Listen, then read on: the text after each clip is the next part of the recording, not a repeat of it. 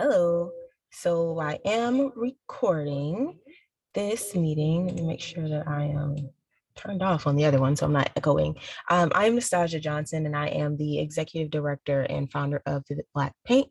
And today is the info session for the Future Residents Committee, which will help support the coming to be of the community house program, which, as you see right here on the screen from what's being shared, the goal is to have about 4 houses that serve about 60 BPOC directly through residency and membership. And then those folks who are directly benefiting from the home will then provide programming to the community at large. Again, I'm Nastasia Johnson. I'm the executive director and the founder of VividBlackPaint. And I am gonna double check my notes to make sure I don't forget anything with regards to making my way through this presentation. So my experiences are that of a professional in nonprofit, professional and for-profit, and a professional artist and creative person myself through many mediums, including like painting, drawing, moving. I don't consider myself a dancer, somewhat with acting. And what I'm probably most known for publicly is through my circus arts experience. And I had a good chunk of time where about 2.5 to 3 years where I was only living off of my artwork. And I remember how much it was a saving piece that I owned my home, and how much it can mean for someone to know that their home is secure and that they are in a place that they can afford and that they are receiving community engagement. And that is really a lot of what I want to do with VividBlackPaint, provide more community for Black and Brown artists in particular to connect and communicate with one another, and then therefore provide more to the community at large. And so moving on to this next part in the presentation.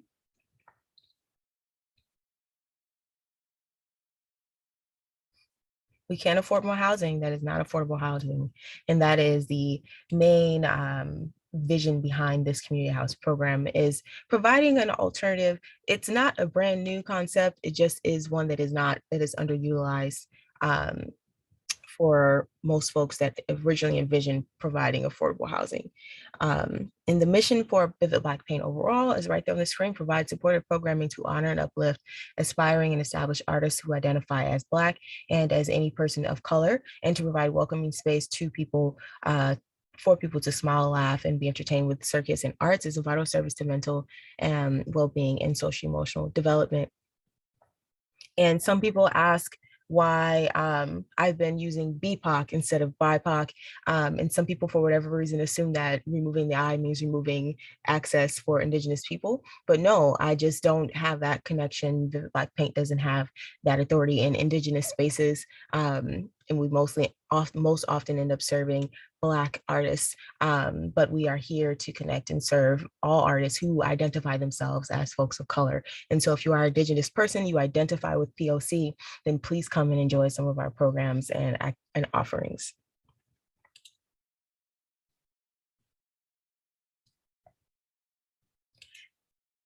So some of our active programs would be our Circ Wellness program, which kind of feeds into a lot of other things that we do with Vivid.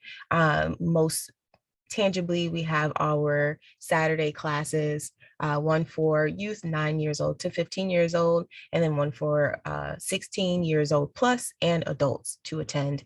And those are every Saturday, unless it doesn't meet registration minimum, which is at least 2 to 3 people registered. And those are wellness classes as well. And so for each class, we spend time discussing different areas and components of wellness and helping connect that back to our own personal lives, on top of actually engaging with physical wellness through the circus arts. Another area that is in active programming would be our wellness groups and consultation. However, this is definitely an area that has been kind of conversion to the Circ Wellness program, although we are looking to help folks who are looking and seeking wellness consultation to go ahead and join us and book some of that consultation. If you're curious about costs and things like that, the costs are already reduced because it's only really meant for Black and Brown creatives to take advantage of through all ages. And we also would love to connect with actual organizations and groups that are looking for support to provide a sort of a wellness programming for groups, for small groups in their organizations or schools and things like that. Another main active program would be our events and activities. This is via our ongoing events in our We Must Breathe campaign, which in past summers have been live performances that are free for community to come, stay a while, stay the whole time, leave early, come late, just come and hang out at any point if you feel like you need some space to just enjoy other people in the arts. And that's what those have been. Next summer, we are aiming to have one of those kinds of activities and then following up with some actual workshops that are free to the community out in various spaces around the Twin Cities. And then this also encompasses the Black Circus crew, which is a trio of Black circus artists right now. Hopefully we will grow that group in the future. And they are a bookable group of people who can come and provide circus entertainment for your event or activity, or circus coaching for your event or activity. And then again, one of our main other lines of events would be our Vivid Nights programming, which is a Black Fairies themed event, and where folks are welcomed into our fairy garden world to experience the stories of the Black fairies and their friends and their origins and things like that. And we are doing chapter 2. A Metamorphosis, December 17th, and those are all scheduled to be at Can Wonderland. And so you can find out a lot more information about those 3 programs and what other activities. Oh, and we also have our paint night with Can Wonderland, which will be probably also bi-monthly. The first one is on this coming Sunday, so next Sunday on November the 28th, sorry, from 5 to 7. You can come in for the whole 2 hours and just hang out and paint, or you can just come for like the first half or the second half or in the middle, kind of whenever it makes sense for your schedule, and grab some paint, follow a prompt, and hang out. And we have other activities in the works, such as workshops and things like that we do plan on continuing to build and offer. Programs to come. One would be our aerial apprenticeship program. We just announced that application will be opening next Saturday on I think I said the 29th, on the 27th. Let me double check my dates to make sure I'm saying this correctly. So yeah, next Saturday on November 27th, this application will open for the aerial apprenticeship program, which is meant to provide me some relief because right now I have to run the program, build the vision, provide the program, and teach classes. And I would like to have more folks set up to lead the classes and the workshop so that I can simply work on the organizing and outreach part. And then last but not least, programs to come would be the community house, which is more primarily what this particular info session is about. The purpose of the community house is to provide a community space that supports Black and Brown creatives so that they can better support themselves and then the community, which is a lot of what I was already describing. We want to support Black and Brown artists, give them a place where they can thrive individually and together to then be able and to have it within their living space. And so tools and spaces to further grow their capacities and their experiences and their skill set to then provide programming and activities to the community that surrounds them.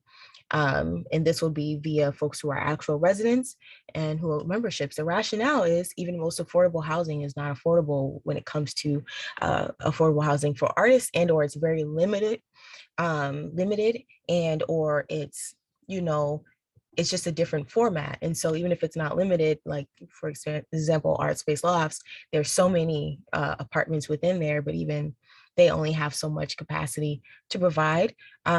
And the expense of such projects, the time commitment of such projects to come to be from the inception to the providing rental space are two areas where, it can really take a lot of time and energy before it's something that folks can actually take advantage of. Whereas what I am proposing to do with the community house program would be single room occupancy, based in single family homes, and or renovating duplexes or quadplexes, things like that, to offer single room occupancy to make it more affordable for me as the developer and for the residents who move in, and make it more of a community cooperative living space. The concept are for single family homes, or like I said, what could also end up being like some sort of a duplex or triplex, that will provide privacy for residents and openness for community. And so even though the house is meant for the community as well, we're planning to be very intentional with the design to make sure that spaces that are more open to the public for classes or, rental and things like that within the home are completely separated and cannot be accessed by community members that are not a resident in the home and or a guest of the resident in the home to then enter into like the living space. So any of the art spaces will be deliberately separate from the living space.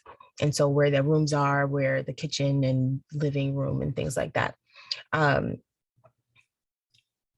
then there will also be at least 10 memberships connected to each home. And that would be for the non-residents who are also Black and Brown creatives that want to be able to take advantage of the offerings of the house, such as workshops and activities that will also be offered. And for artists, travel opportunities that will be offered, or collaboratively curated for each house with residents, and being able to utilize those art spaces. 3 to 5 single rooms for occupancy if it's a single family home. And one of those rooms will be dedicated to a staff resident position, which is someone who will have an even further reduced living expense within the home, to then in turn provide support for the residents when it comes to enforcing the guidelines and or the rules or whatever things that getting the house residents together and helping resolve conflict and things along those lines, to make sure that everyone in the house is staying comfortable and kind of serve as the liaison for the executive director who will oversee that program, the community house program. Programming and workshops for Black and Brown creatives that offer long-term support and career wellness and livelihood, kind of what I just mentioned, from more of established artists who are wanting to come in and help folks become more established artists, as well as from the artists themselves who are residents or staff residents, from board members, from the executive director, from folks who have nothing to do with art and are focused in other areas that will greatly benefit artists to become better versed in. And then at least 3 to 4 creative spaces to support creativity and provide community programming. So those art spaces I was referring to, such as creative spaces, which I will show a little bit more of in later slides. And so here are the conceptual schematics or blueprints of the vision of a house if it were a single family home. And so what you see at the top is a rendering of the basement, and what that could look like. And as you see, there's a dance studio, there's a music studio, there's a lounge space, photo studio, and art studio. And of course, you have to have spaces for the appliances and laundry, house appliances such as the furnace and things like that, laundry, and then there's some storage space there too. And with that, these would have access from the residential area of the house, so the living space, and it would have access directly from the outside. And then the one on the bottom would be a first floor rendition of what that space could look like. An enclosed front porch that will provide, again, lounge space for folks to connect and hang out and relax and potentially work out and be mindful, meditate, whatever they need the space for. That then leads into what would be kind of considered the lobby of the house, where there will be a gallery. So any residents or members that want to display art there can choose to. And then a media center that would be accessible to folks who sign up for it to use it.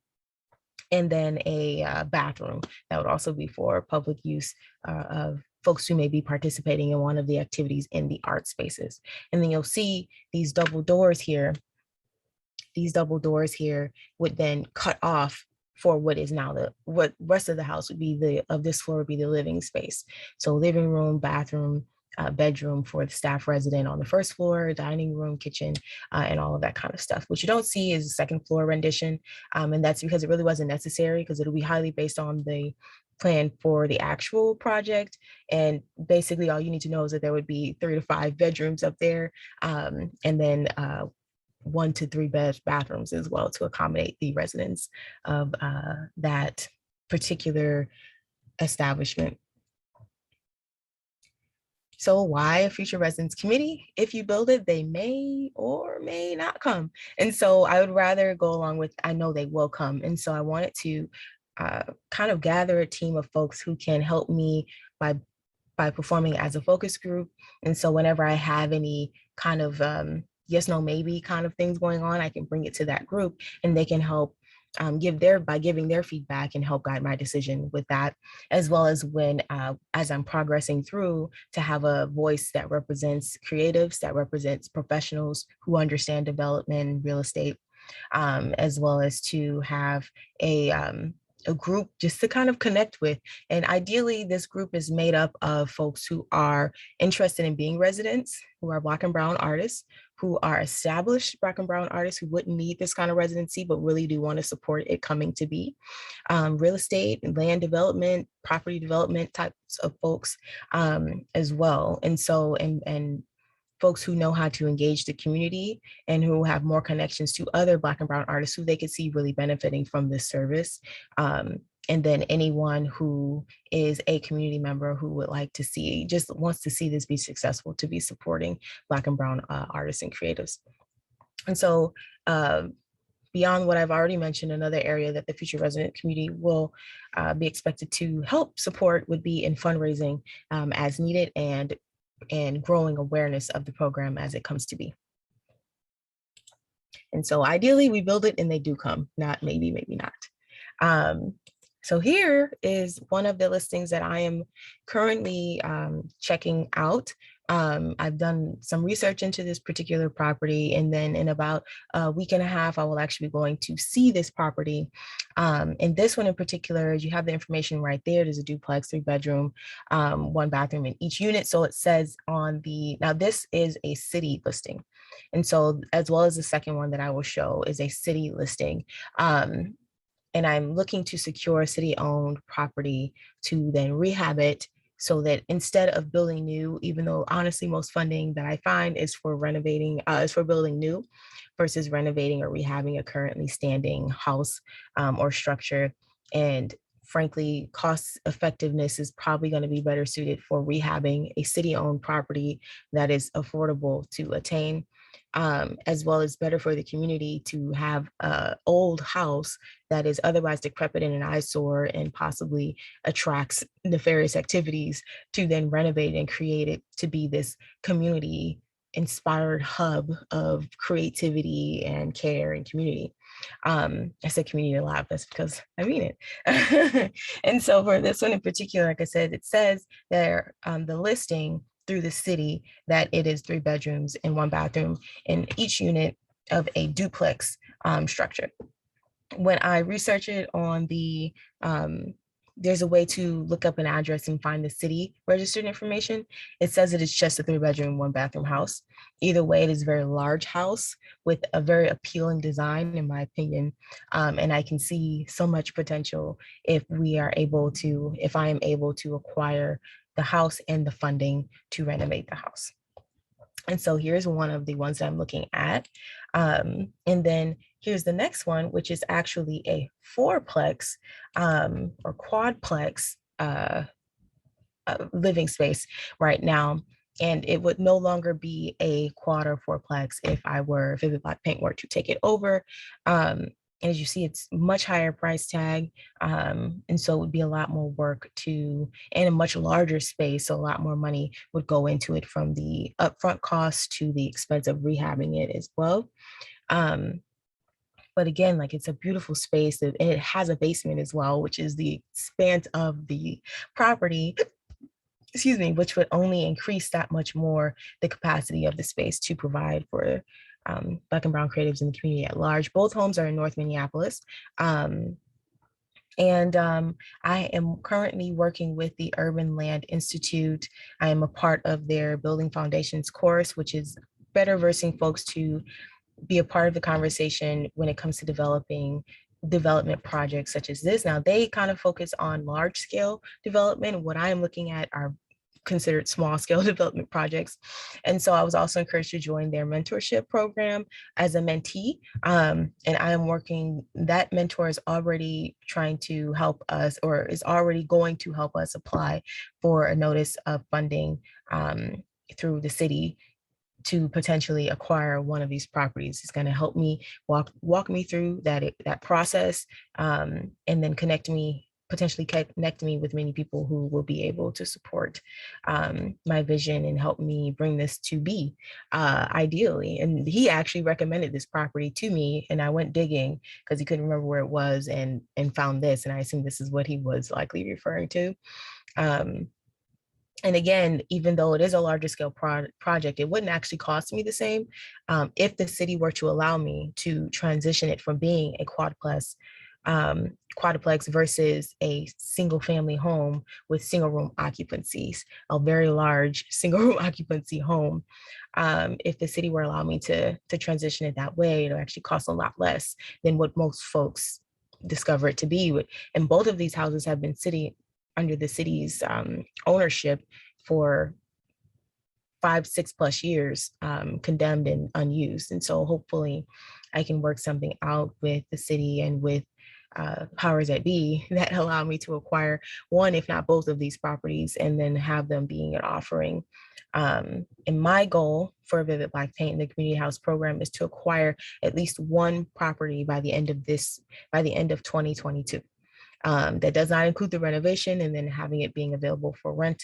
But ideally, I've acquired at least one property via this method or maybe another method by the end of 2022. And so I do hope to accomplish that, and I need as much support as possible. Just know that if it doesn't happen, it's not from my lack of trying.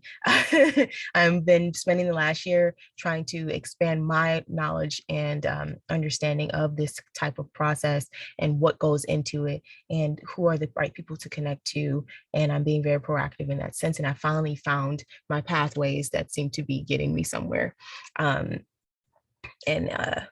This last slide is just to kind of point out some of the other services that we plan to provide to artists through this community house program. One would be one I mentioned, the travel opportunities, and I'm looking to the left because I have a screen to the left where I'm managing the slides. But one would be the travel opportunities, and this would come in the form of VividBlackPaint having a bucket of funding for most likely through raising funds that would support artists of each house coordinating and choreographing 2 trips for the year, one national, one international for the residents. And that could be a combination of all residents of the whole program from any of the locations, or just each house planning their activities separately. But either way, I feel this is a very important component, or will be once it is going, because traveling really does open up your mindset to what's possible, what you are capable of, and how you understand and see the world when you have to see it through someone else's, or just experience other types of rituals and norms, cultures and ethnicities. And so it's going to only benefit artists of any background to go and experience someone else's viewpoint or perspective or lifestyle, livelihood, things like that. The in-house creative spaces, which I've already talked pretty well about and shown some conceptual designs as to how that would be possible. Events consultation. And so for some artists, they are so much more used to being a part of other folks' events and activities, but they may have an interest in eventually getting to the point where they are actually producing and directing and presenting their own events and activities. And we want to be able to support that by providing some consultation for those who wish to have it. And then of course, the affordable living, with it being single room occupancy versus individual like apartments or like within a duplex, things like that. One, it opens up more space to allow more people in. It helps keep the costs down long term. And it also, again, fuels and feeds into that community program, the community aspect. There will also be plans for a yearly retreat, which you can down in there, that corner there, a yearly retreat planned for residents of the community house program and members of the community house program. Collaborative projects will be required of residents per home. And basically what that will entail is that they will have to plan with other residents of the house a project or an activity or a workshop or an event that supports engaging the community at large. And then VividBlackPaint will also provide career building workshops, similar to what I've already mentioned, where folks can meet more professionals that are also artists or that are in relative fields that artists should know more about, and engage with and have to engage with pretty often, just like any other entrepreneur. And so, last but not least, here are a couple of ways that you can pour into community and invest in VividBlackPaint. You can become a sponsor, just a regular sponsor that sponsors Vivid as a whole. You can sponsor a particular activity or a particular event. Become a committee member, which is the point of this particular info session. Become a board member. We are definitely seeking board members and great need of adding 1 to 3, ideally 3 more board members in those same areas that I just talked about with the Future Residents Committee, the areas of being a Black and Brown artist, being a professional in the world and realm of real estate development, and or being someone in finance or fundraising, community engagement.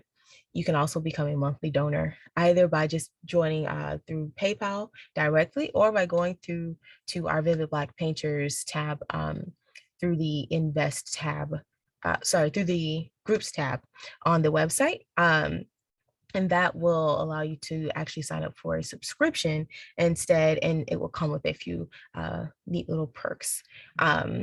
If you are so interested. And so that is this presentation. I appreciate folks who took the time to come and check it out and get to know a little bit more about this vision. And I hope to see some applications come through soon for the Future Residents Committee. Thank you so much. I'm going to stop recording at this point in time and have a good evening.